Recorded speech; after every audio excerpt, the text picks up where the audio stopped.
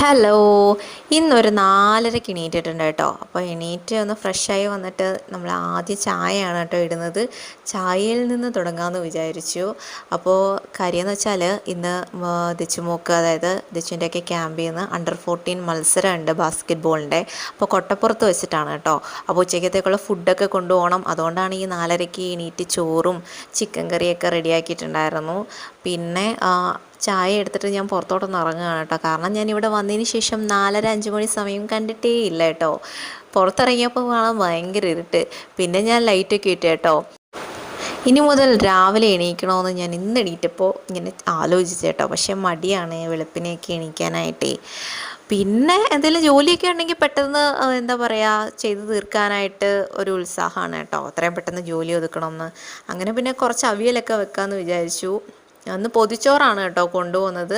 വലിയ കാര്യമായിട്ടുള്ള കറികളൊന്നും ഇല്ല. ചിക്കൻ കറിയും പിന്നെ അവിയലും ചമ്മന്തിയും പിന്നെന്തായിരുന്നു, ഇത്രയും തന്നെ ഉണ്ടായിരുന്നുള്ളൂ. അപ്പം ഇതാണ് ഇന്ന് കൊണ്ടുപോകുന്നത്. ഞാൻ പറഞ്ഞില്ലേ, കൊട്ടപ്പുറം സ്കൂളിൽ വെച്ചിട്ടാണ്. എന്തായാലും വൈകുന്നേരം ആവും അവിടെ നിന്ന് മത്സരം കഴിഞ്ഞ് വരാൻ വേണ്ടിയിട്ട്. അങ്ങനെ അവിയലെല്ലാം അരിഞ്ഞ് കഴുകി വൃത്തിയാക്കിയത് അടപ്പത്ത് വെച്ചിട്ടുണ്ട്. അങ്ങനെ എല്ലാം റെഡിയാക്കി ദച്ചു അവിടെ റെഡി ആയിക്കൊണ്ടിരിക്കുകയാണ് കേട്ടോ. കാരണം 7:15 7:30 കൂടിയാണ് നമ്മുടെ സ്കൂളിൻ്റെ അടുത്തുനിന്ന് വണ്ടിയുണ്ട്. അപ്പോൾ വണ്ടിയിലാണ് എല്ലാവരും കൂടെ പോകുന്നത്.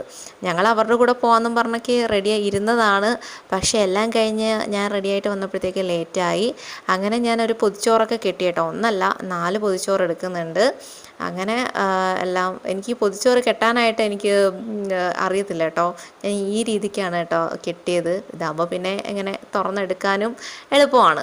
അതുകൊണ്ട് പിന്നെ ഇങ്ങനെ അങ്ങ് ചെയ്ത്. അങ്ങനെ പിന്നെ രഞ്ജുവണ്ണനാണ് ദിച്ചുമോളെ കൊണ്ടുവിടാനായിട്ട് പോയത്. ഞങ്ങൾ ശരിക്കും ഈ ട്രാവലറിനകത്താണ് കുട്ടികൾ പോകുന്നത്. അപ്പോൾ ഇവരുടെ കൂടെ ഒരുമിച്ച് പോകാമെന്ന് വിചാരിച്ചിരുന്നതാ. പക്ഷേ ഞാൻ കുറച്ച് താമസിച്ചു പോയി. ഇവർ കൊണ്ടാക്കാൻ പോയപ്പോഴത്തേക്കും ഞാൻ പിന്നെ പെട്ടെന്ന് കുളിച്ച് റെഡിയായിട്ട് നിന്ന്. അപ്പോഴത്തേക്കും പിന്നെ രഞ്ജുവണ്ണൻ വന്ന്. അങ്ങനെ ഞങ്ങൾ ഇറങ്ങി കേട്ടോ. അപ്പോഴത്തേക്കും കുട്ടികളുമായിട്ട് വണ്ടി പോയിട്ടുണ്ടായിരുന്നു. പിന്നെ നമ്മൾ അവിടുന്ന് മലപ്പുറത്തുനിന്ന് KSRTCയിലാണ് നമ്മൾ കൊട്ടപ്പുറത്തേക്ക് പോയത്. ആദ്യമായിട്ടല്ല, നമ്മൾ കൊട്ടപ്പുറത്ത് ഇതിനു മുന്നേയും ഒരു മത്സരം അവിടെ വെച്ചിട്ട് നടന്നിട്ടുണ്ടായിരുന്നു. അങ്ങനെ കുറച്ച് ദൂരമുണ്ട് കേട്ടോ. എനിക്ക് ഈ KSRTC കയറുമ്പം രാവിലെ ഇങ്ങനെ കയറുമ്പം ഒരു എന്താ പറയുക, കുറച്ച് സമയത്തേക്കൊരു വല്ലാത്തൊരവസ്ഥയായിരിക്കും. പിന്നെ ഓക്കെയാവും. കുറച്ച് കഴിഞ്ഞ് രഞ്ജുവിൻ്റെ അടുത്ത് വന്നിരുന്നു കേട്ടോ, സീറ്റ് കിട്ടിയപ്പോൾ. അങ്ങനെ നമ്മൾ കൊട്ടപ്പുറം എത്തിയിട്ടുണ്ട്. അവിടുന്ന് പിന്നെ ഒരു ഓട്ടോയിൽ വേണം പോകാൻ വേണ്ടിയിട്ട് കേട്ടോ സ്കൂളിലോട്ട്. തൊട്ടടുത്ത് തന്നെ ഓട്ടോ സ്റ്റാൻഡ് ഉണ്ടായിരുന്നു. ഇനിയാണ് നമ്മുടെ സ്കൂള്. ഈ സ്കൂളിൻ്റെ ഫ്രണ്ടിൽ ശരിക്കും മഴ പെയ്യുമ്പോൾ ഒരു തോടുണ്ട് കേട്ടോ. ഇങ്ങനെ വെള്ളം ഒഴുകി പോവും.